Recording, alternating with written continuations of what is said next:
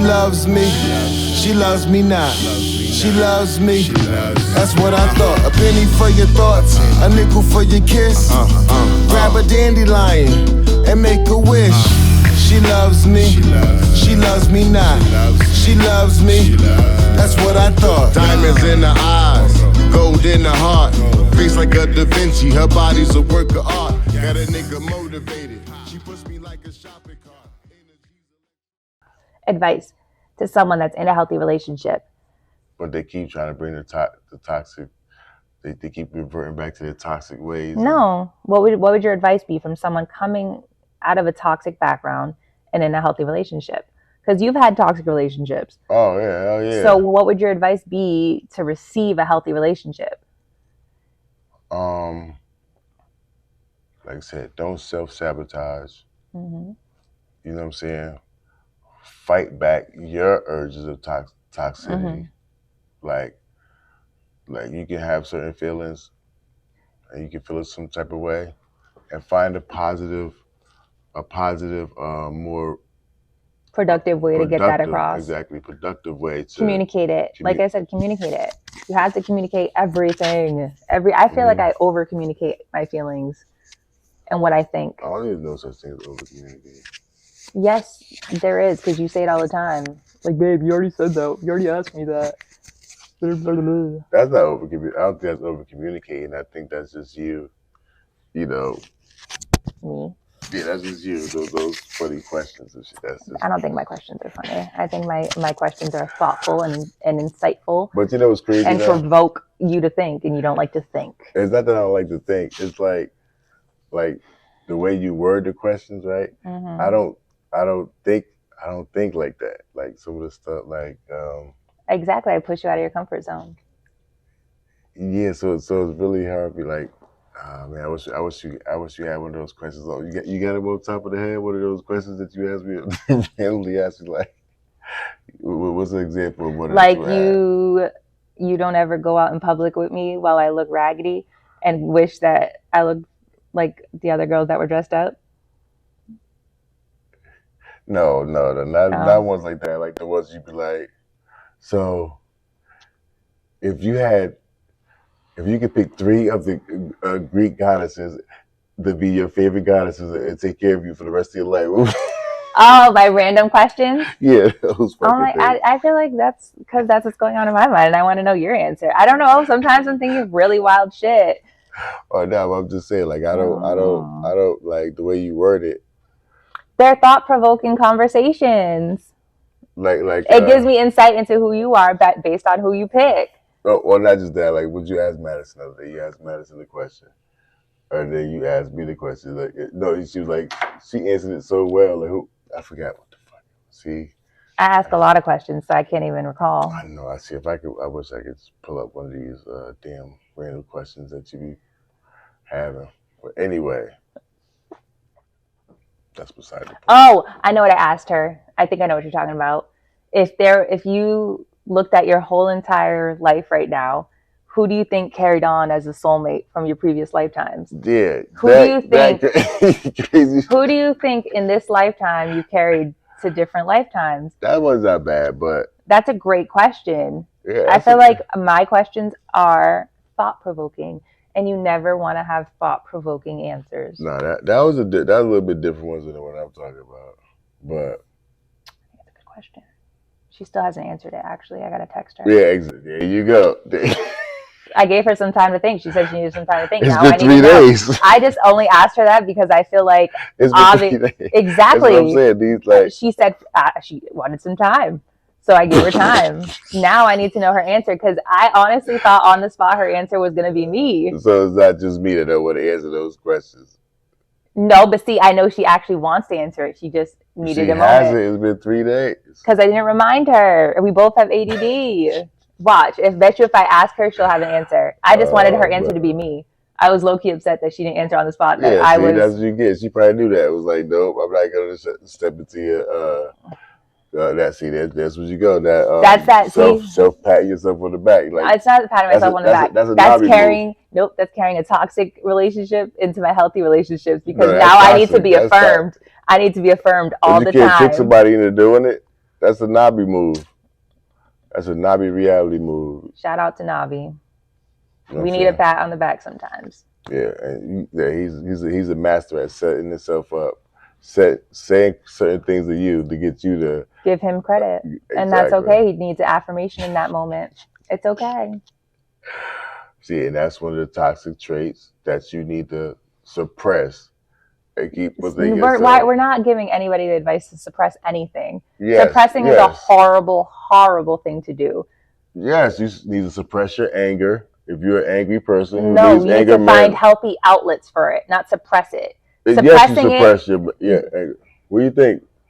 What do you think is kind of like if somebody? What's one of the things they tell you to do when you get angry? Count 1, 2. That's releasing. Suppressing your anger. That's not suppressing. Whatever words you want to use to say. Suppressing. You're using releasing.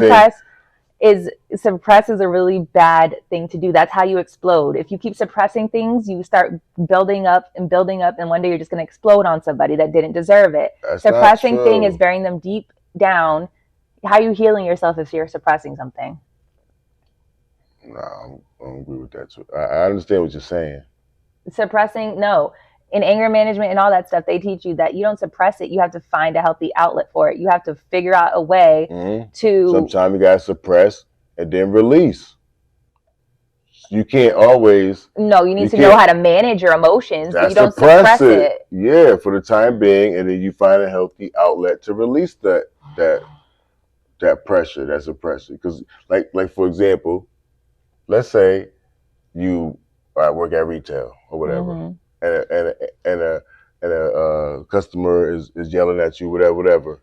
You can't release your anger by saying, "Listen, I had a bad day." Da da da. You have to suppress your anger, take whatever that customer's saying on the chin, and then when you go home to your significant other, you release that. You get what I'm saying?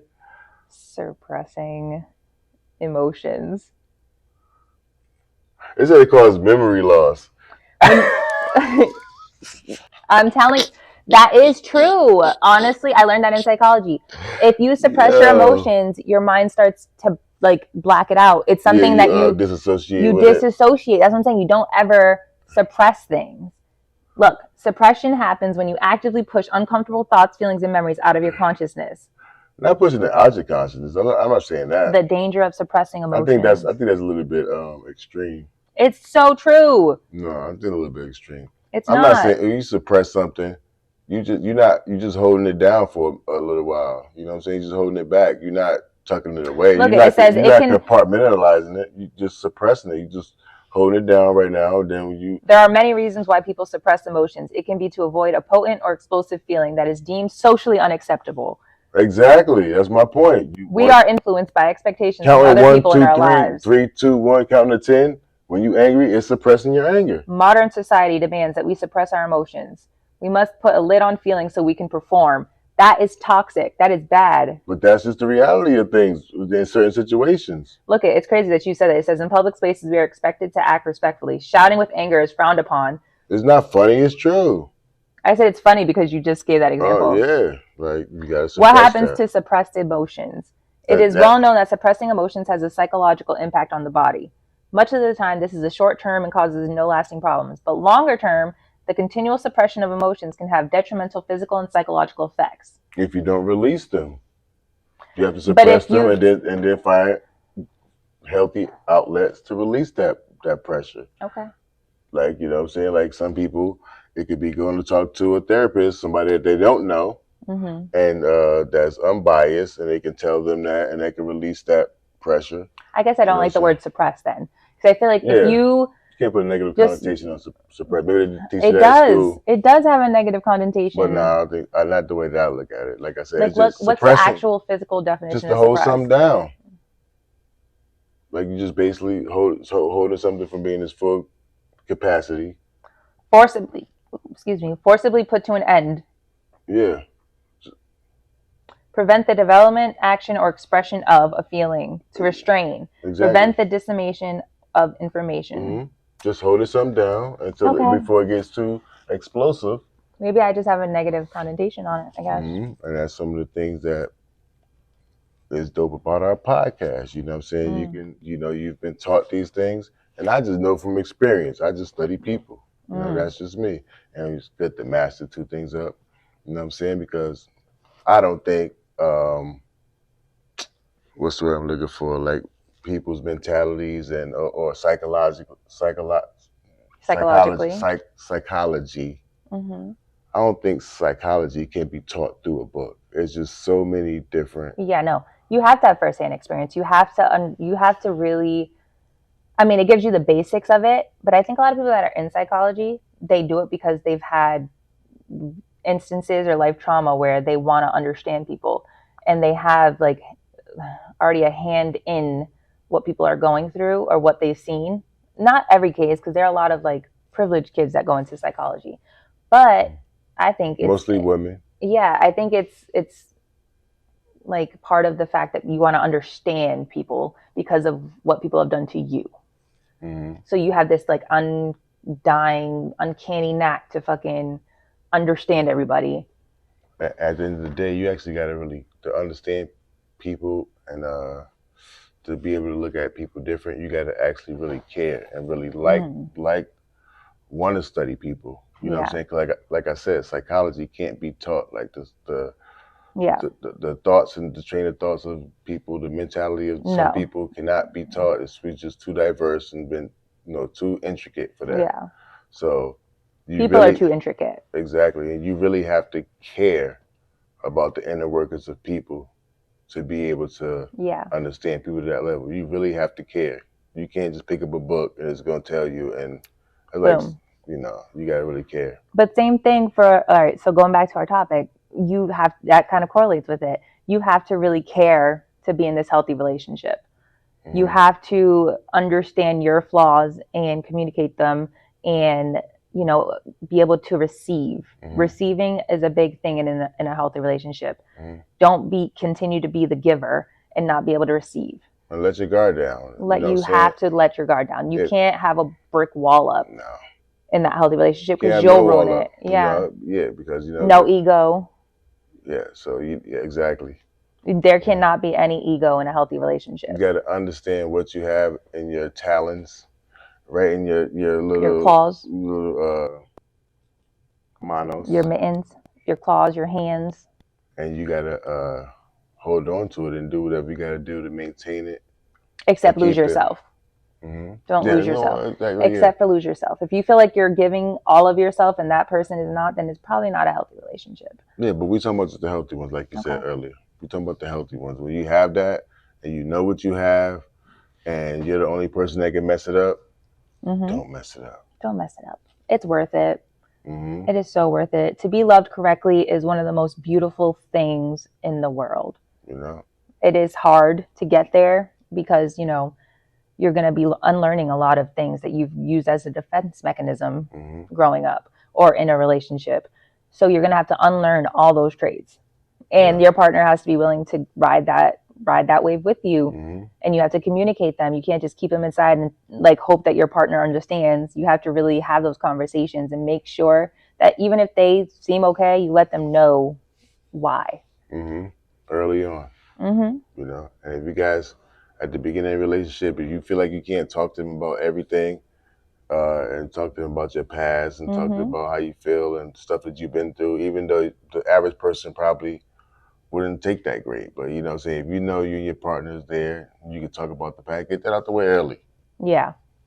Get all that stuff out the way early. So there's nothing that you can, be afraid, surprised of, I should say, like be surprised of anything that goes on. You'll get that out the way early. Just if you want to be in a healthy relationship, don't hide any parts of yourself. Not the good, the bad, the ugly. Because if it's a healthy relationship, they're going to love you for the good, the bad, and the ugly, and the sick, and the throwing up, all that. At least give you some type of advice on allowing someone to love you and you loving them.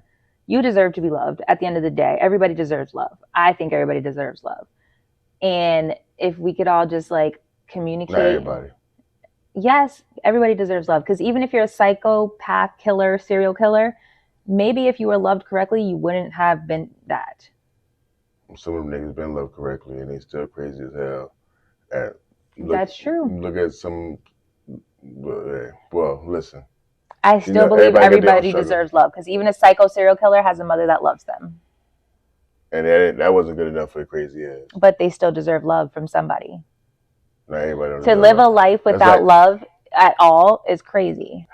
I mean, I hope that we helped somebody. I hope that or if you do have, if we didn't touch on something that you need help with navigating, we have a lot of experience in traumatic relationships and dynamics and family trauma correlating and translating into a healthy relationship. So if you guys definitely need advice, please don't be scared to reach out to us. Mm-hmm. You can reach out and ask for some advice or how to handle something, and we will try to help you at www.unkeptsecrets.live. Yes. New website for us, so please go check it out. Mm-hmm. If you have any questions or you need advice, please go to our website and email us. Reach out. Contact us at unkeptsecrets.live. Yes. That'll be the email. You can unkeptsecrets.live. We will put the link in the bio, which like and subscribe. Yes. Always. Thank you. So with that, the deed is done. The cake's been baked. She loves me. She loves me not. She loves me. That's what I thought. A penny for your thoughts, a nickel for your kiss. Grab a dandelion and make a wish. She loves me. She loves me not.